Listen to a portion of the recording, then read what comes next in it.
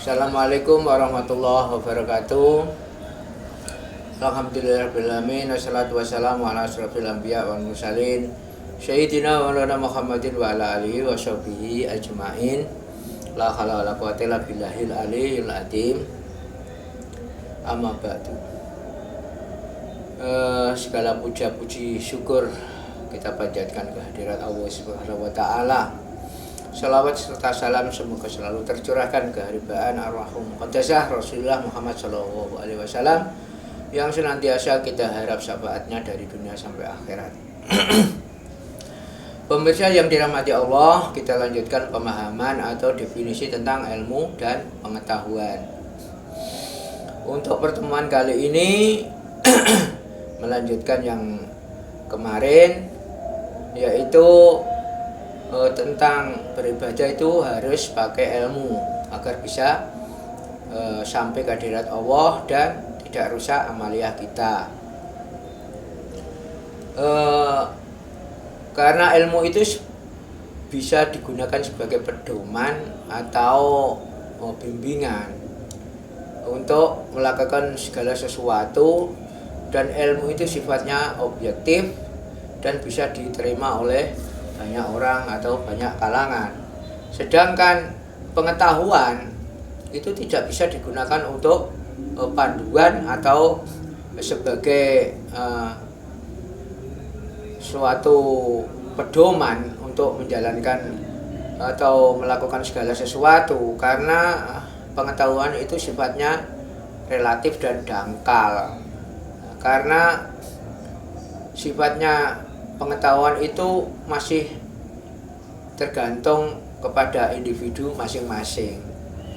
Sedangkan ilmu itu sudah melewati beberapa fase atau proses penelitian dan pengetahuan yang sifatnya ada sistem dan metodologinya, dan hasil akhir itu bisa diterima oleh banyak orang atau banyak kalangan untuk panduan melakukan segala sesuatu hal. Beda dengan pemahaman tentang pengetahuan. Kalau pengetahuan sifatnya itu tergantung individualnya, pemahaman perorangan, dan tidak pula bisa disalahkan, karena itu ya memang beda orang itu beda pengetahuan, dan pengetahuan itu sebatas atau relatif tergantung orang masing-masing. Kalau memang orang pengetahuannya sebatas itu ya tidak bisa disalahkan, cuman perlu untuk meningkatkan sendirilah, bukan harus ditekankan kamu harus begini karena begini, enggak. Kalau orang yang berilmu itu pasti berpengetahuan, kalau orang yang berpengetahuan itu belum tentu berilmu. Itu sebagai kunci. Tapi dari keduanya itu juga saling mendukung sebenarnya. Tapi tingkat kemutlakannya itu lebih utama yang berilmu. Seperti ada firman Tuhan, firman Allah yang ada di surat Ar-Rahman 33 yang bunyinya a'udzubillahi minasyaitonirrajim.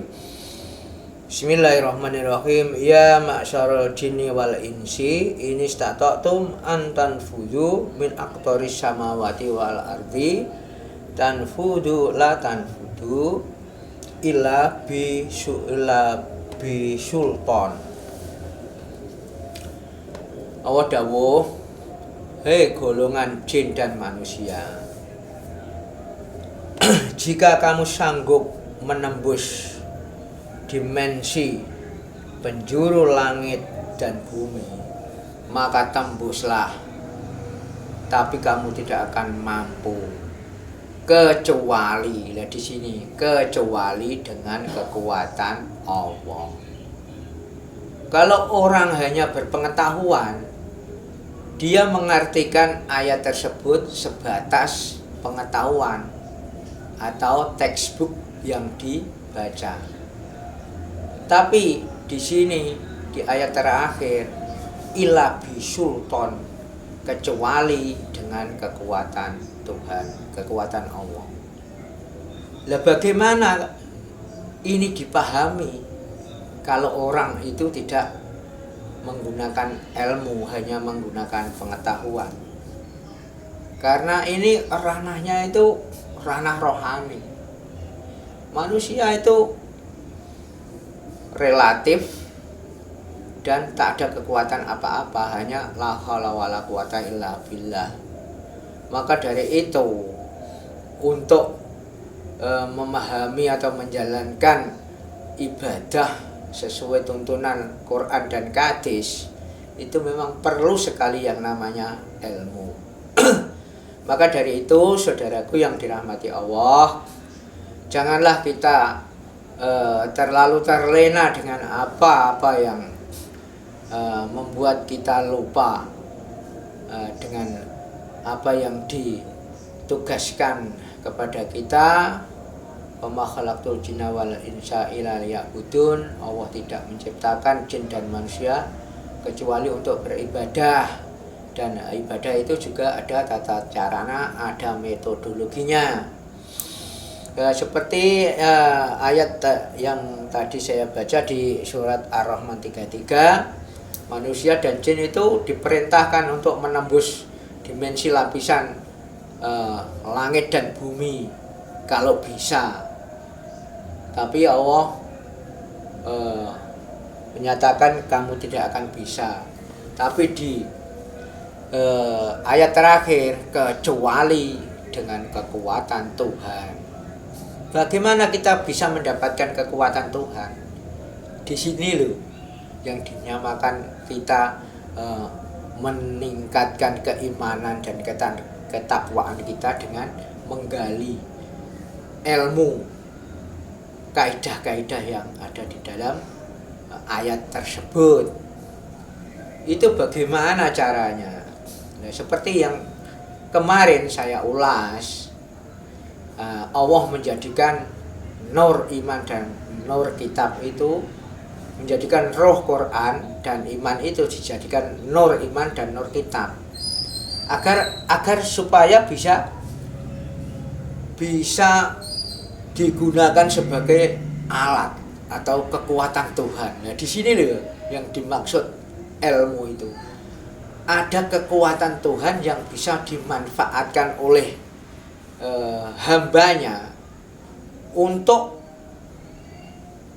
menembus dimensi alam dunia dan alam akhirat. Dan itu sistemnya ada di Tarekat Naqsabandiyah Kholidiyah lewat jalur tasawuf ilmiah tinggi yang eksakta, yang ilmiah dan amaliyah, masuk akal logis dan bisa dibuktikan. Dan tata caranya itu ada di sini. Dengan cara apa? Akan di-upgrade kolbu kita, rohaniah kita, ditanamkan di situ nur iman dan nur kitab, agar kita bisa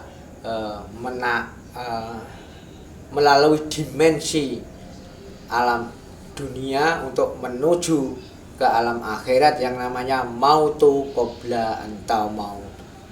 Kamu akan dimatikan secara hakikat, dibangkitkan rohaniah kita, di-upgrade, diisi dengan nur iman dan nur kitab.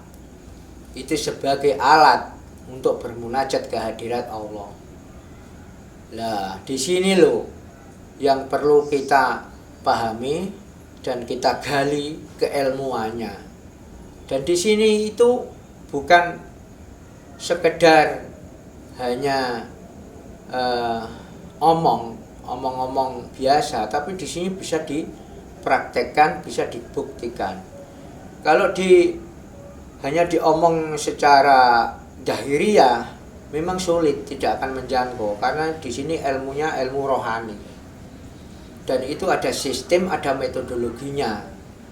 Makanya di sini itu bisa melewati dimensi alam dunia untuk menuju alam akhirat, membuktikan bahwasanya manusia itu bisa menembus penjuru alam dunia, penjuru bumi dan langit, tapi harus dengan kekuatan Allah. Nah, kekuatan Allah di sini bisa didapatkan dengan cara ditanamkannya nur iman dan nur kitab di dalam qalbu seorang mukmin, nanti sebagai alat untuk menembus dimensi alam dunia sampai alam akhirat.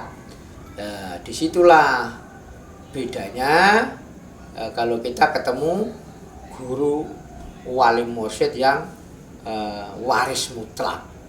Karena mursyid itu banyak, tapi yang mutlak itu hanya satu. Begitulah kiranya saudara-saudaraku, kalau ini semua bisa membawa keberkahan, semoga saudara-saudaraku ditemukan dengan jalan yang benar, yang hak, yang bisa kita pelajari lewat Tariqat Naqsabandiyah Kholidiyah. Demikian ini praktek dari Tariqat Naqsabandiyah Kholidiyah. Semoga bisa membawa keberkahan, meningkatkan keimanan dan ketakwaan kita untuk bermunajat atau beribadah ke hadirat Allah, agar ibadah kita sampai, amaliah kita tidak rusak, karena sudah kita lengkapi dengan keilmuan, bukan sekedar pengetahuan jasmani atau akal. Dari saya, seandainya ada kekurangan dan kekhilafan, itu sebenarnya hanya dari saya sendiri. Jika itu ada kebenaran, itu mutlak dari Allah. Ma asabaka min hasanatin faminallah, wa ma asabaka min sayyi'atin faminan nafsi. Ilahi anta maksudi wa ridaka matlubi. Assalamualaikum warahmatullahi wabarakatuh.